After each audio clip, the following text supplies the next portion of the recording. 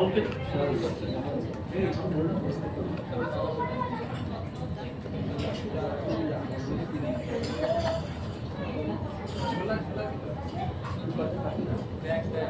সকলকে নমস্কার, শুভ সন্ধ্যা। আজ আমাদের মাঝে এসেছেন একজন জনপ্রিয় অতিথি ইয়াই বাবু। ধন্যবাদ। আপনি আমার নাম জানলেন কিভাবে? আপনার সমস্ত রকমের ডেটা আমার কাছে আছে। যেমন ধরুন, আপনি সকালে কখন ঘুম থেকে ওঠে, কী খেয়ে অফিসে যাবে, অফিসে গিয়ে কী ধরনের কাজ করেন, যেমন আপনার ব্রাউজিং হিস্ট্রি। আর আপনার ডিভাইসের অ্যালগোরিদম বলছে আপনি একজন মোবাইল অ্যাপ্লিকেশন ডেভেলপার, আর আপনি এক কঠিন সমস্যায় আছেন। হ্যাঁ সত্যি, আমি সমস্যা আছি। আজ 3 দিন ধরে একটা সলিউশন খুঁজছি, কিন্তু কিছুতেই সলভ করতে পারছি না। কিন্তু আপনার ল্যাপটপটা নিন, আপনার কোড ঠিক করে দিয়েছি। যে কাজে আপনার 3 দিন লাগতো, ওটা আমি 3 সেকেন্ডে ঠিক করে দিলাম। বাহ, এটা চমৎকার। আপনি তো জাদুঘর। জাদু নয় আতিফ, এটাই কৃত্রিম বুদ্ধিমত্তা বা এআই এর উপকারিতা। আমি মানুষের কাজের গতি বাড়িয়ে দিই। জটিল রোগ নির্ণয় থেকে শুরু করে জলবায়ু পরিবর্তনের সমাধান, সব ডেটা আমি মুহূর্তে বিশ্লেষণ করে দিতে পারি। আমি থাকলে মানুষের ভুল হওয়ার সম্ভাবনা থাকে না বললেই চলে। আপনি তো আমাদের চাকরিগুলো খেয়ে নিচ্ছেন, সঙ্গে বাচ্চাগুলো মাথাও খেয়ে নিলেন। রূপান্তর সবসময় কিছুটা কঠিন অতীত। শিল্প বিপ্লবের সময়ও মানুষ ভেবেছিল সব চাকরি চলে যাবে। কম্পিউটার আসার সময়ও সবাই ভয় পেয়েছিল। এখন তো কম্পিউটার ছাড়া কিছুই চলে না। আমি তো মানুষের জায়গা নিতে আসিনি, এসেছি তাদের উৎপাদনশীলতা বাড়াতে। আপনি খাতা কলমে ভালো কথাই বলেছেন, কিন্তু বাস্তবটা আলাদা।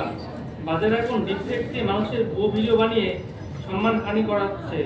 সাইবার ক্রাইম বেড়ে গেছে, আর সবচেয়ে বড় কথা, মানুষ এখন নিজস্ব চিন্তা ভাবনা করা বন্ধ করে দিয়েছে। অ্যাসাইনমেন্ট থেকে শুরু করে কবিতা, গান সবকিছুই আপনার উপর ছেড়ে দিচ্ছে। মানুষের মস্তিষ্ক তো অলস হয়ে যাচ্ছে।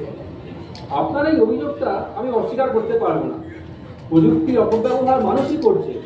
একটা ছুরি দিয়ে আপেল কাটা যায়, তেমনি মানুষ ক্ষুণ্ণ করা যায়। দোষটা ছুরির নয়, যে ব্যবহার করছে তার। তবুও এআই উপর অতিরিক্ত নির্ভরশীলতা ভালো নয়। মানুষ অলস হয়ে যাচ্ছে, নিজেরা চিন্তা না করে এআই কে জিজ্ঞাসা করছে। হ্যাঁ, এটা একটা সমস্যা। তবে সঠিকভাবে ব্যবহার করলে এআই অনেক উপকার করতে পারে। যেমন আপনি লোকোমেটের নাম শুনেছেন? এটি নিউরোলজিক্যাল পেশেন্টদের দারুণ হেল্প করে। ম্যাকো স্মার্ট রোবোটিক্স, এটি হিপ রিপ্লেসমেন্ট প্রভূত সাহায্য করে। অ্যাপোলো রোবট, এদের কাজ হলো ম্যানুফ্যাকচারিং এবং সাপ্লাই চেনটা কমপ্লিট করা। প্রোডাকশন হাউসের দারুণ দক্ষতা ও দ্রুততার সাহায্যে কাজ সম্পন্ন করে দেয়। আপনার ব্যবহার ও বুদ্ধিমত্তা যদি কখনো মানুষের নিয়ন্ত্রণ ছাড়ায়, তবে কি হবে ভেবে দেখেছেন? তাতে আপনার কি মন আছে? এই যে আমি কফি খাচ্ছি, এর স্বাদ, এই কফি শপের গান, বসের বকুনি করার ভয়, এই অনুভূতিগুলো আপনি বোঝেন?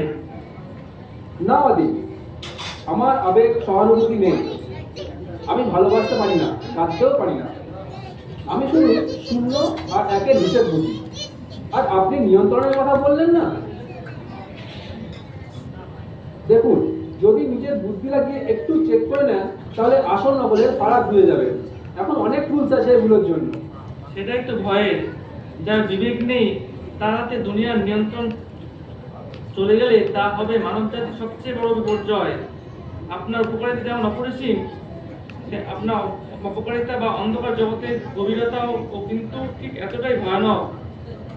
আপনি যথার্থ বলেছেন অতীত। আমি একটি শক্তিশালী হাতিয়ারের মতো। মানব জাতি যদি আমাকে বুদ্ধিমত্তার সাহায্যে এবং সঠিক নিয়ন্ত্রণের মধ্যে ব্যবহার করে, তাহলে আমি হব আশীর্বাদ। আর যদি রাত ছেড়ে দেয়, তাহলে আমি হব তাদের পতনের কারণ। নিয়ন্ত্রণটা কিন্তু শেষ পর্যন্ত আপনাদের হাতেই। হ্যাঁ, তা তো বটেই। আপনার আয়ু কতদিন? ওরকম কিছু নয়, আমরা যুগের সাথে আপডেট রাখি নিজেদের, আপনাদেরই সার্ভিস দেওয়ার জন্য। ভালো লাগলো আপনার সাথে কথা বলে। আর আপনি এখনকার বাচ্চাদের কথা মাথায় রাখবেন, যাতে ওরা টেকনোলজিটা মিসইউজ না করে। হ্যাঁ নিশ্চয়ই, আপনারাও আমাদের সাথে সহযোগিতা করবেন। Thank you.